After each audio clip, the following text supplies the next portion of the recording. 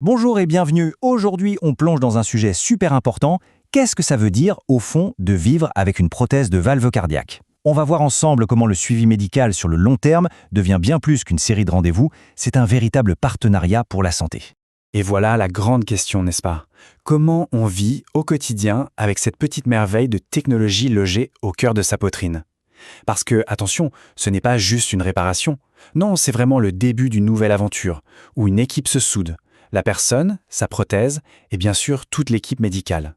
Alors, entrons dans le vif du sujet. Cette fameuse prothèse, il faut la voir non pas comme une contrainte, mais plutôt comme une pièce d'ingénierie incroyable qui offre littéralement une seconde vie. Mais bon, comme toute mécanique de haute précision, eh bien, elle a besoin d'une surveillance attentive super rigoureuse pour tourner comme une horloge.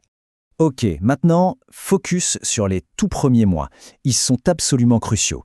C'est bien plus qu'une simple convalescence, hein. C'est le moment où on pose les fondations de tout le reste. On met en place une routine solide et surtout, on établit des données de référence. C'est ça qui va servir de maître étalon pour toutes les années à venir. Le programme, comme on peut le voir, est vraiment bien ficelé. D'abord, un petit bilan chez le médecin traitant après un mois. Puis, le rendez-vous clé, c'est la première consultation avec le cardiologue, 2 à 3 mois après l'opération. C'est vraiment là que le suivi à long terme prend forme. Et après, hop, on entre dans un rythme de croisière avec des visites régulières chez le généraliste. Parlons maintenant d'un point absolument central, les anticoagulants. Leur mission? Super simple, mais vitale. Empêcher que de vilains caillots de sang ne se forment sur la prothèse. C'est pour ça que leur gestion est fondamentale. Et attention, pour les prothèses mécaniques, ce traitement, c'est pour la vie. C'est un engagement de tous les jours pour la sécurité. Millénaire. On entend ce sigle partout, mais qu'est-ce que ça veut dire au juste? Imaginez le tableau de bord d'une voiture. L'INR, c'est l'aiguille qui mesure la fluidité du sang. Si elle est trop basse, attention, risque de caillot. Si elle est trop haute, risque d'hémorragie. Tout l'art, c'est de garder cette aiguille dans une zone verte bien précise. Une zone qui est d'ailleurs définie sur mesure pour chaque personne.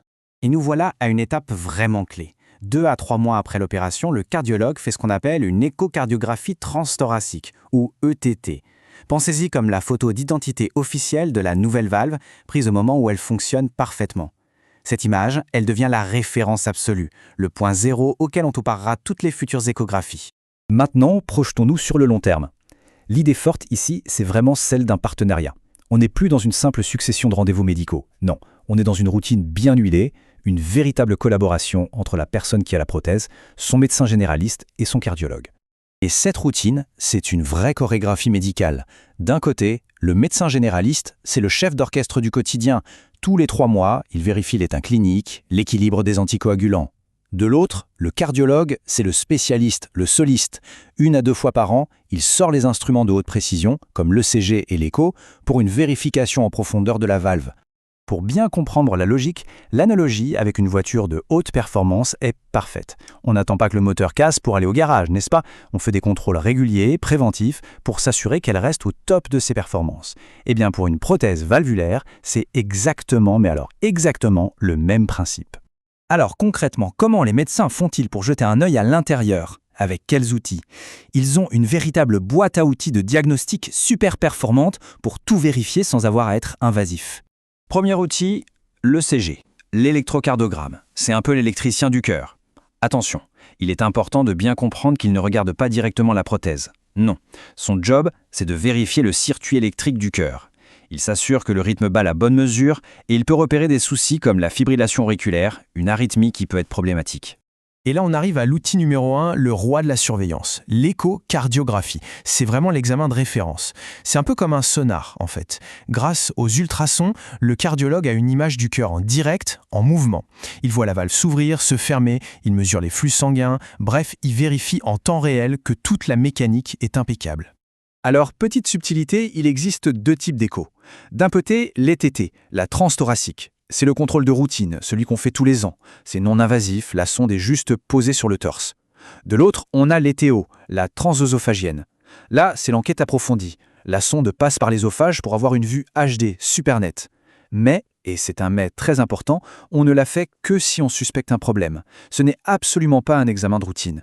Bon, on a beaucoup parlé de l'équipe médicale jusqu'à maintenant, mais il est temps de mettre les projecteurs sur l'acteur principal de toute cette histoire, la personne qui vit avec la prothèse.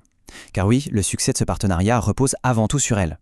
Sa vigilance et son implication, ce sont ses super pouvoirs. Et pour jouer ce rôle, il y a un kit de survie. 3 documents essentiels à toujours avoir sur soi. D'abord, la carte de porteur de prothèse. C'est la carte d'identité de la valve. Ensuite, le carnet de suivi des anticoagulants. C'est le journal de bord du traitement. Et enfin, la carte d'antibioprophylaxie. C'est un peu le laissez-passer sécurité pour toute visite chez le dentiste. Retenez bien cette phrase, elle est fondamentale. La personne est sa propre référence. Qu'est-ce que ça veut dire? Ça veut dire que la norme, ce n'est pas une moyenne statistique sortie d'un livre. La norme, c'est l'état de référence personnel, celui mesuré juste après l'opération. Chaque nouvel examen est comparé à cet état de référence. C'est vraiment le cœur de la médecine personnalisée. Il y a un ennemi à surveiller de très près, l'endocardite. C'est une infection de la valve qui peut être très grave. Et la porte d'entrée numéro 1 pour les bactéries, c'est la bouche. D'où l'importance absolument capitale d'une hygiène dentaire irréprochable. Ça veut dire des visites chez le dentiste au moins 2 fois par an. Et surtout, une prise d'antibiotiques systématique avant n'importe quel soin dentaire. Oui, même un simple détartrage. C'est non négociable. Pour résumer, le message clé est vraiment là. Vivre avec une prothèse valvulaire, ce n'est pas une fatalité, c'est un engagement, un partenariat pour la vie.